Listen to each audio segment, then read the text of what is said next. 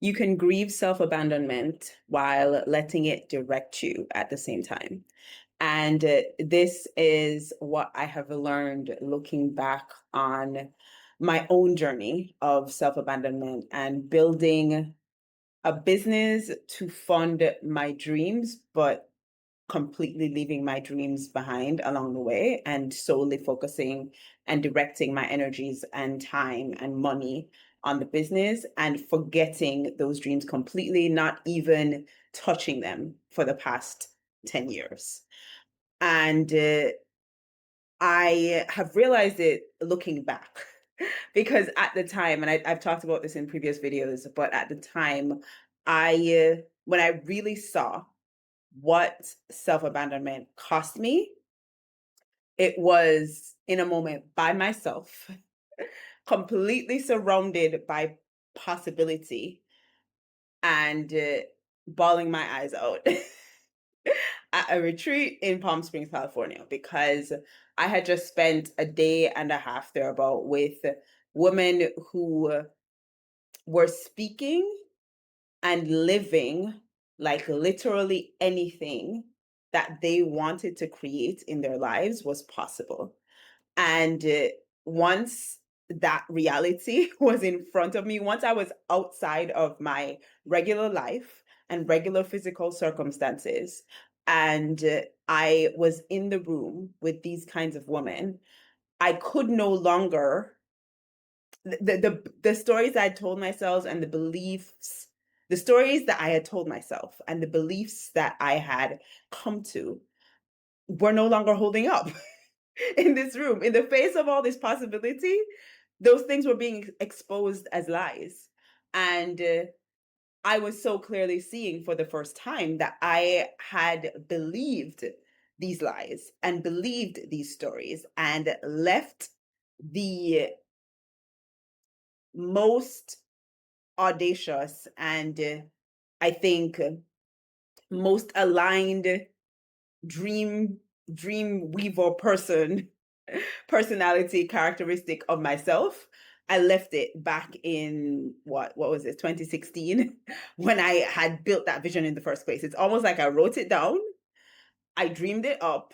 And I've talked about this in a previous video. So you can go back and I'll link it in the comments, in the description, so you can watch that and see exactly like what I had dreamed up and why that was so important to me. But long story short, it was big, way bigger than myself. Because the support and the help that I wanted to give the people that I wanted to help, which these were teen mothers, um, was way beyond what I personally could have funded, what I had resources or networks or money or anything like that to create at that point. And so the business became the solution, became the thing that would fund and lead to that vision. But it's almost like the minute I crafted that vision, I left it in my notes app on whatever pieces of paper I was cobbling together at the time. I left it in my Google Drive, and literally the business became my whole existence. I've talked about in past videos where I didn't even have a social life, y'all. Like the business was what I was doing. And it served me for sure, because it met my financial needs. It gave me like a mental stimulation and fulfillment because I enjoy this work that I do. And it has built my network in amazing ways. I know some incredible, incredible women and people in the world doing amazing things.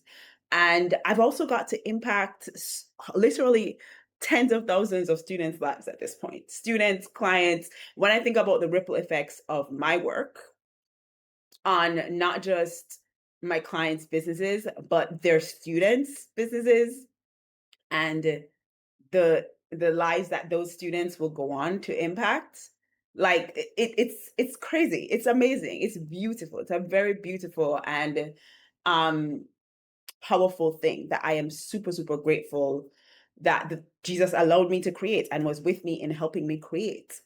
However, in that moment, crying by myself in that room at that retreat in Palm Springs in October 2024, I saw so clearly that I was making this huge impact and I was doing so much, but none of it was serving any of the dreams and visions that I had crafted back in 2016.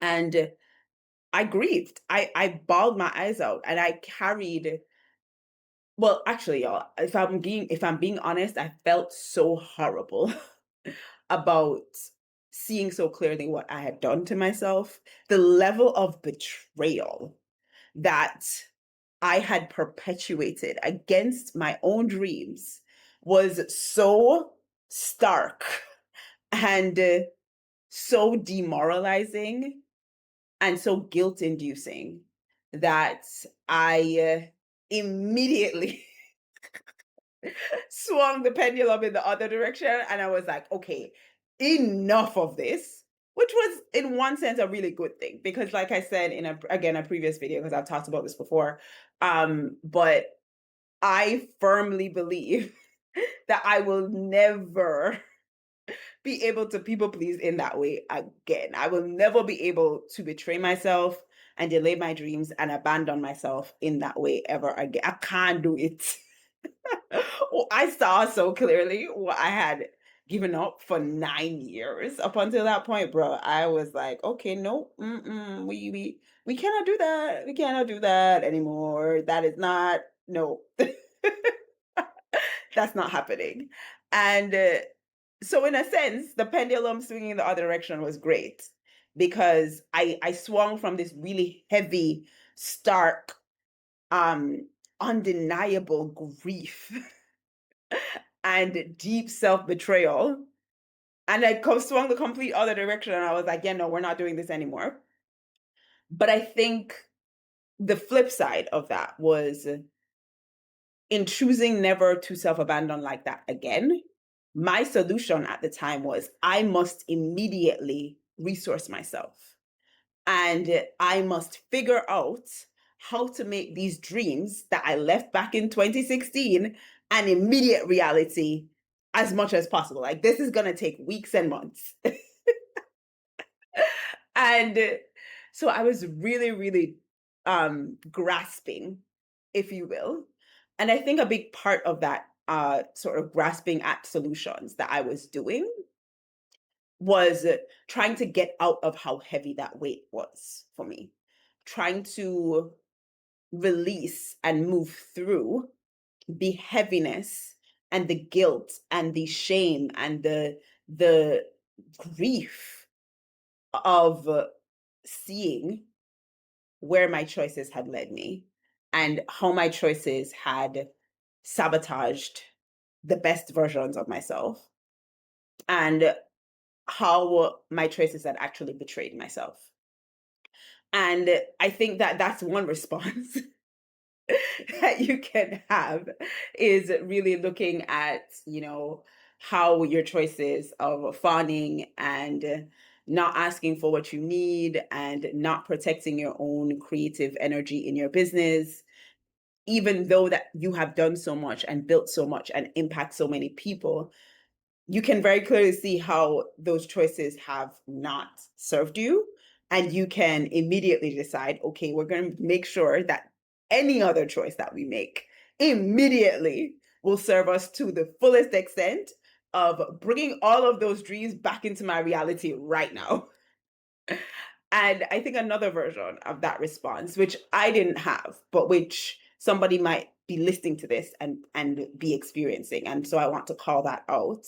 Another version of this could really look like just being so weighed down by that grief, by that betrayal, by that heaviness, and ending up in a position where you are feeling like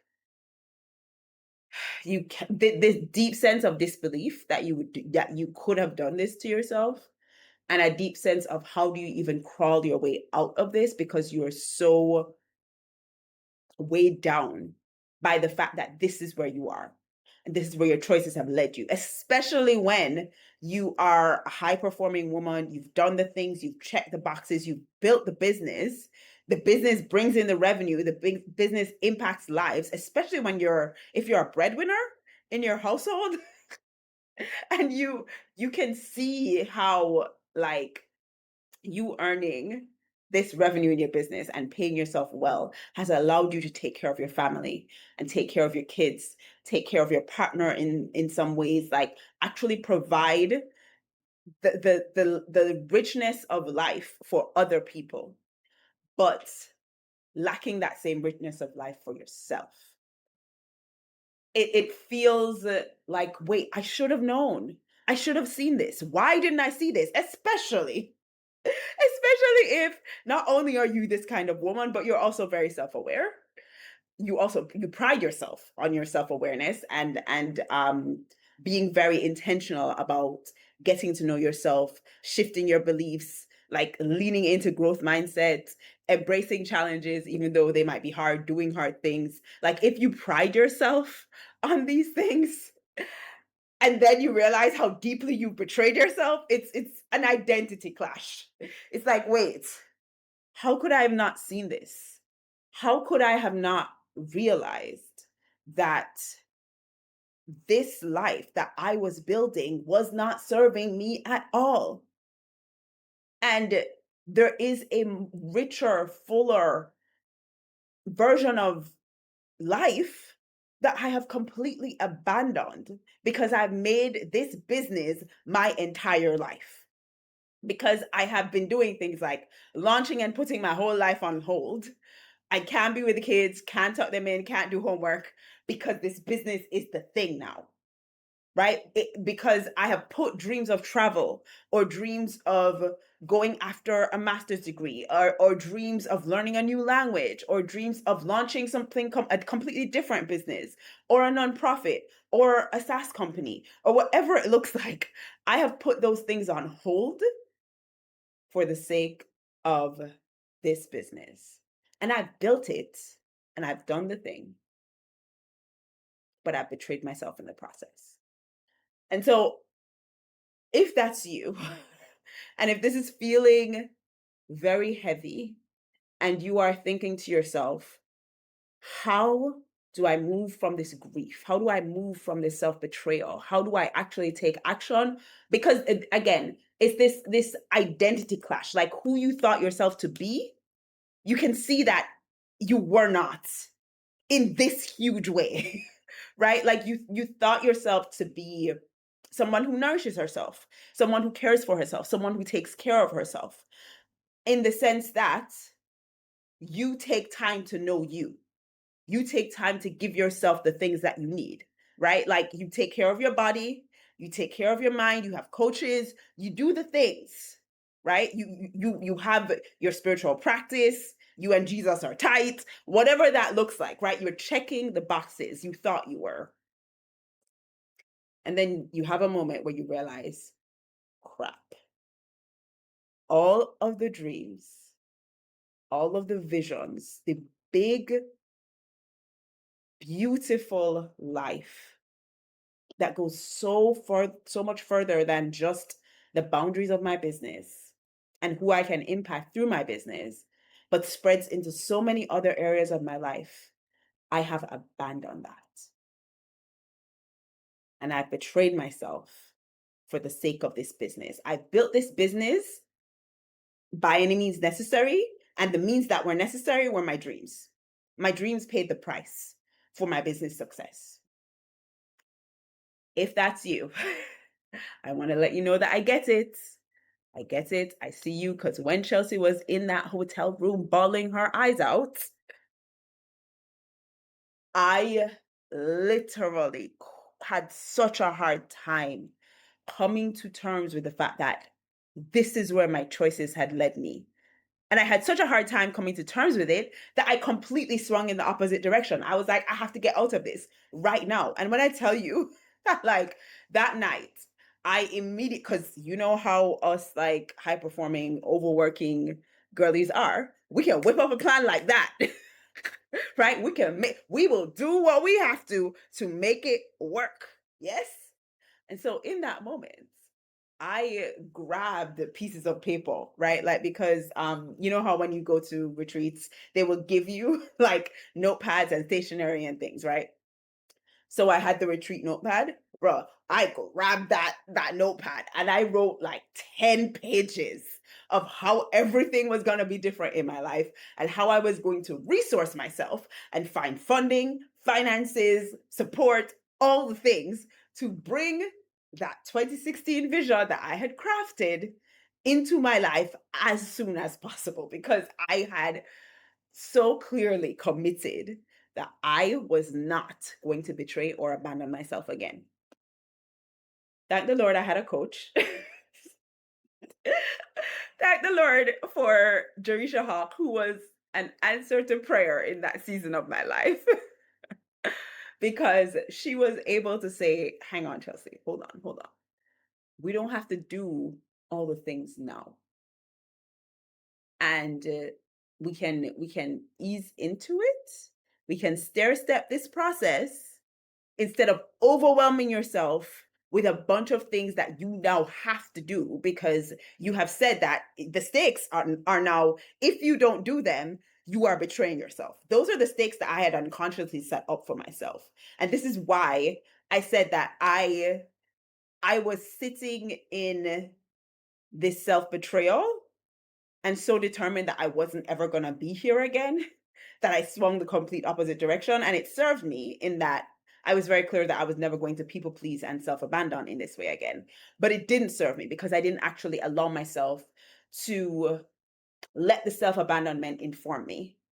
I allowed my fear of repeating the self abandonment to inform my actions. And that's why I was frantically like drafting plans, writing notes, dreaming up how I could possibly get my vision to become my reality as soon as possible because I was so afraid that if I gave myself enough time, I would fall back into that betrayal cycle. I would be in that place again. And I would Or I was afraid of staying in that place and feeling the weight of that and feeling that tension of knowing what your mistake was and having learned your lesson, but still having to deal with the consequences of that lesson. So knowing that I will never people please again, I will never betray myself like this again, but I still have to deal with the consequences of that. And for me, that was all my clients leaving. And restructuring the business and all of the discomfort of that financially, like I went through all of that in 2025, but 2025 was also a gift to me because it again, thank the Lord for Jerisha because she coached me through figuring out what it looks like to resource myself in in a stair step kind of a way. So I'm not trying to do everything right now out of fear of feeling how heavy this self betrayal is, out of fear of possibly going back to that self betrayal. I'm not freaking out and being so afraid of that emotion, but I am intentionally building over time. I'm building something that will be a foundation for myself and for my business and not something that is running away from self-betrayal. And I think there's a difference. I think if we're so used to letting self-abandonment be something that we have to heal and letting self-betrayal be something that we have to run away from, instead of being in that grief and letting that grief help us rebuild step by step and not trying so very hard to run the other direction away from it that we don't take the time to actually build something that will last. We don't self-abandon in a different way because that's exactly what could have happened with me is I if I didn't have a voice in my life that was saying, hey Chelsea, actually let's not do the same kind of pushing through and just doing all the things that you used to do. Let's make it simple and let's make it easy for you. Right? Let's figure out how you can be resourced in the easiest way possible because it gets to be easy. If I didn't have that voice, what I was about to do was come up with 50, well, not come up with, I had already come up with 50, 11 projects that I was going to do that were going to help me to be resourced and bring this dream into my reality, right? I had already come up with this long list. And so what I was going to do next is gun it straight after this long list while also trying to deliver for my clients in my business and market my business. And I was about to be pushing myself really hard, become extremely frustrated, turn up the voice on my inner critic about how I'm not doing the thing that I said I was going to do. I'm not resourcing myself. And in essence, telling myself that I am repeating the same self betrayal mistake, when in fact, yes, I am, but not in the same way. I am now not even giving myself the opportunity to walk out the learnings of my lesson at a pace that is sustainable because I'm trying to run away from the process of learning the lesson. And to my earlier point about when that grief is so heavy, and that second kind of response that you can have of sitting in it and not acting, the grief can also paralyze you. And you're so afraid of making the same mistake that you stay exactly where you are. And you're so overwhelmed by it that you cannot imagine what a first small step would be. And in both of these cases, the solution that I can see based on this experience that I had was letting the self abandonment, letting the self betrayal, letting the grief be information, be signposts to your next small step.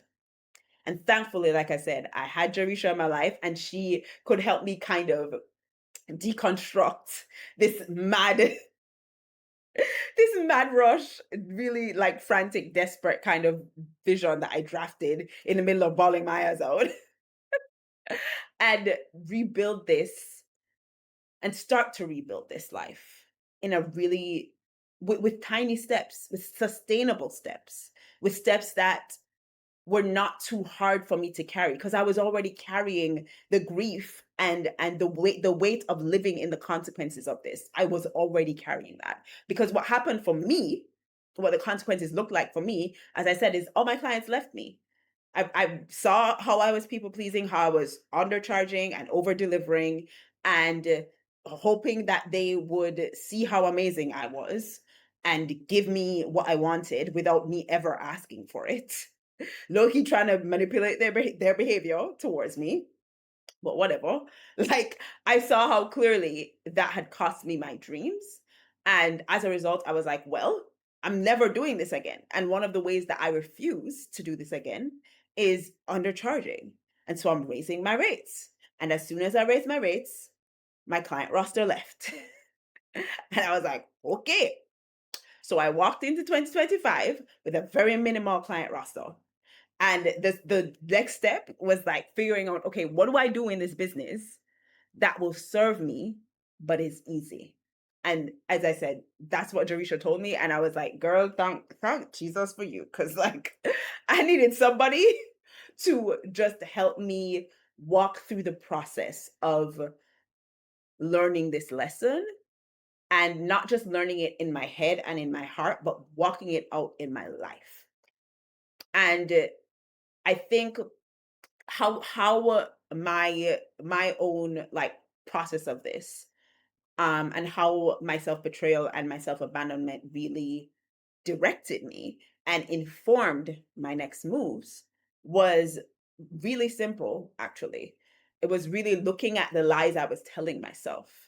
For example, one really simple lie I was telling myself was, I'm too tired to prioritize getting veggies from the farmer's market. It's too much to drive from my house to where the market is, which is about an 40 minutes to an hour, depending on if there's traffic away from me, to get these veggies, these specific veggies that I wanted from this particular farmer's market that I wanted to buy them from. And that was a lie I was telling myself because who gets to decide what is too much? And the only reason why I was getting away with that for years, even though I said that I wanted like raw like vegetables, organic vegetables as a regular staple part of my diet. The reason I was getting away with this for years is because I would say things like, well, I spent all week working on the business. I'm tired. I don't have the capacity to drive from my yard every single week to buy vegetables. Y'all, that wasn't necessarily true. I mean, on a practical note, maybe it is, but I get to decide what's too much. And I could have started doing this way earlier in a tinier way. I could have gone like once a month or every other week. It don't have to be every week. I could have figured something out, right? I could have figured something out, but I was telling myself this lie that was preventing me from bringing that desire into my life.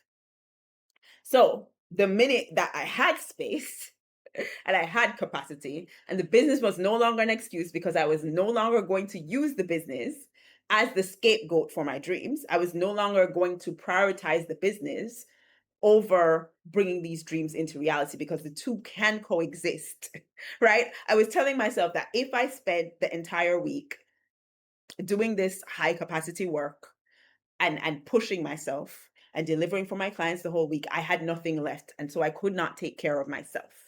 That was the if I didn't phrase it that way, but that was really what I was saying. And so once the business didn't look like that high capacity pushing myself kind of reality, I no longer had that excuse. I no longer had that lie. And the self-abandonment pointed at, hey, remember this thing that you said? Remember how you wanted to say you wanted to be like 80% raw vegan? What about that? What about that desire in your life? Maybe going to the market is a good first step. Oh, right. So guess what Chelsea started doing? Going to the market. Now Chelsea goes to the market every single week. And it's a part of my routine now. Saturday morning, we are up, we are at them, we go to the market, we get our veggies, and you best believe I have them every single day because now I can, right? And so I think the identifying what that lie was, what that thing I was believing that wasn't necessarily true, right? The sort of mutual exclusivity that I had assumed that wasn't actually a reality. Those two things are not mutually exclusive, right? The sort of the sunk cost fallacies that I had fallen prey to, the things that I had committed to that I just kept doing because it felt like I had to keep doing these things to get a specific result when really I didn't need to, right?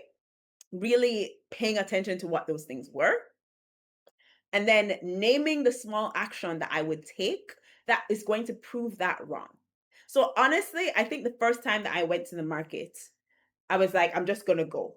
I had not decided that I was going to go for a specific number of weeks, that I was going to be continuously going, or how frequent I was going to go. I didn't decide anything. I was just like, I'm going. And I think once I went, I was like, oh, this isn't this isn't so bad. I can do this. I can keep going. And so I did. And now I go pretty much every week. And so that figuring out what that small first action was and then following through on that action. Because what the follow through does is and what it did for me was build evidence that I am capable of bringing that desire into my present reality through that small action. Right? There is a version of that desire that can come into my daily life if I take this small action, regardless of how I feel. And so, me following through on that action builds the evidence that I can bring these things that I desire into my life. I did the same thing with my social life in 2025. I was like, look, I can't stay home and build a life. I say I want community. I say I want to learn from people. I have to actually go be with people. And so I found a group that I could be with every single week. And the first couple of times I went, it was uncomfortable. I didn't like it. But I built evidence that I could actually get out of my house and drive and go be there and sit in the discomfort and come home. And then I built evidence that I could go and actually enjoy it and come home. And I built evidence that it was actually beneficial for me to go and enjoy it and come home.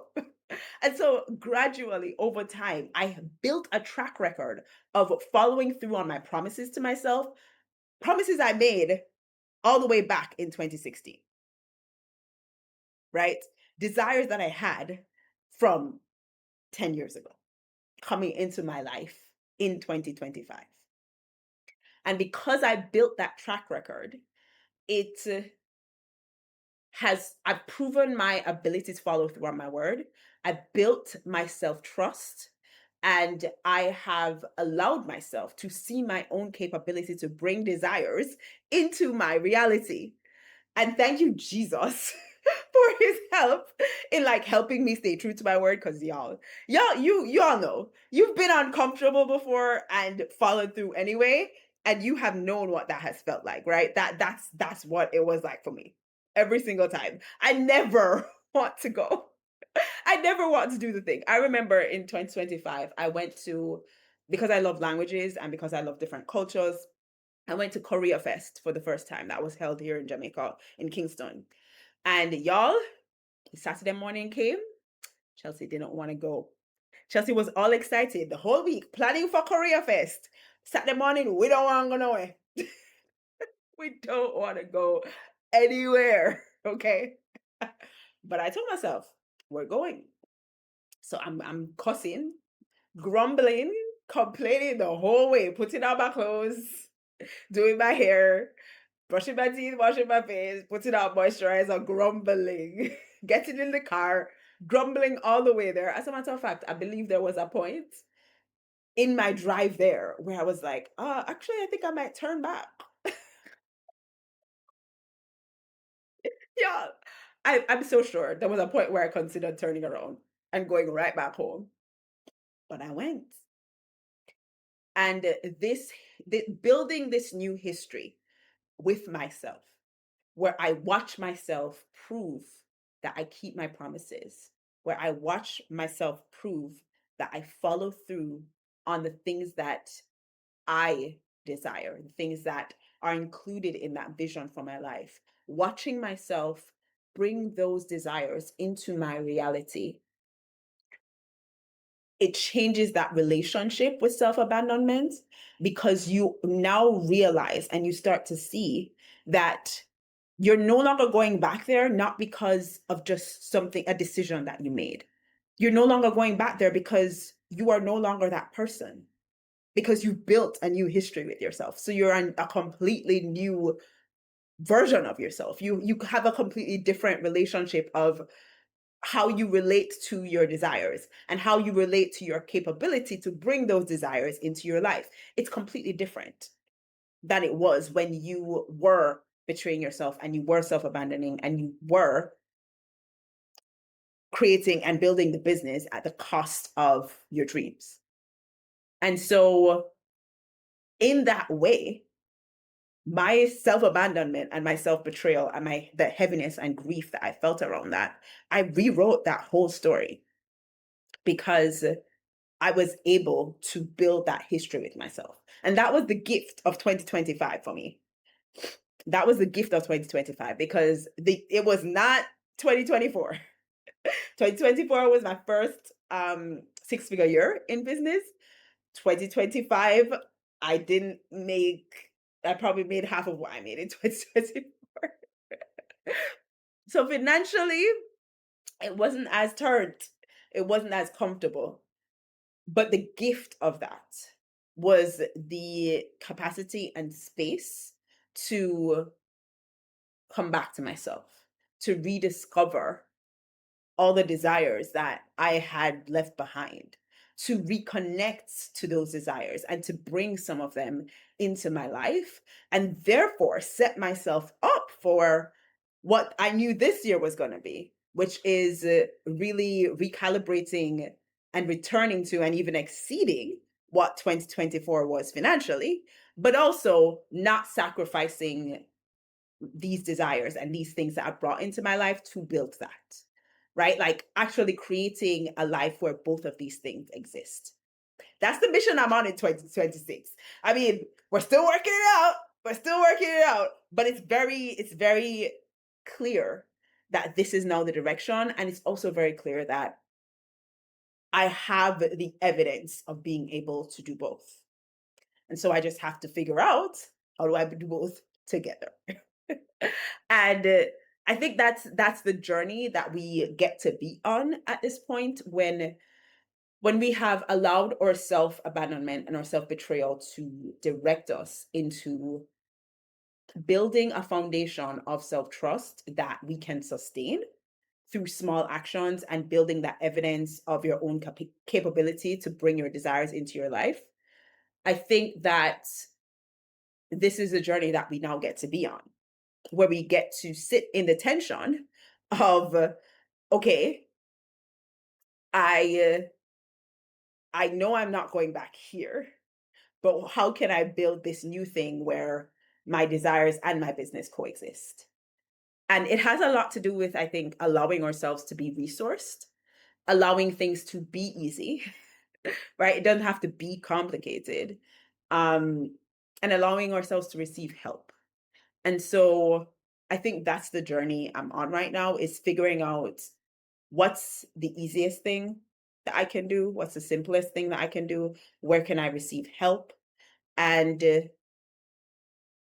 really just sitting in that tension of building this life. And what a good problem to have, right, y'all? Like, even when you have not brought the full vision into your reality yet, and you still feel, because I still feel day to day this tension of, okay, I have this number of tasks on my list of things to do, and most of them are business related, and some of them are life, like this vision related. And how do I choose between those things? And when do I choose? And how do priorities change? And considering and ruminating and consistently making those decisions, and learning from possibly making mistakes from those decisions. Like, these are the things I'm navigating right now. And it starts to feel very uncomfortable because you because you're used to performing in the business at such a high level for such a long time, and it's like, okay, so why is my pace slower? Why do I feel like I'm doing less? Because I'm carrying more. I'm carrying my full self into this business on a day-to-day basis, so of course it doesn't feel the same. And then on the flip side of like bringing the vision into your present day life, it's like, okay, and why are these things moving so slow? And getting frustrated. Well, I'll speak for myself. Me getting frustrated with having to like show up in the business because I want to be over here. And again, not that I don't love what I do in my business, but I really want to, I want to be learning. I want to be doing. I want to be like, there's so many other things that I want to be doing. I want to be living my full life and not just in the business. And so, like, always having to juggle that priority, it can feel like a juggle. That tension can feel really stretching, right? But this is the first time I'm doing this. And so, of course, it's going to be uncomfortable. And it's a great problem to have. It's a great problem to have in the sense that I am finally taking the step that I have not taken for 10 years. I'm taking it now. Whereas I hadn't taken it for 9 years before that. 2025 was my 10th year in business. And that's the first time that I actually started to take these steps and make these moves. And so now that I have started, the tension, sitting in this tension between building my business and building my life, is a good thing, because I'm in the tension. I'm no longer just building my business at the expense of my life, right? I'm no longer building my business at the expense of my dreams. And so sitting in this tension is actually a really good thing, even though it is extremely uncomfortable.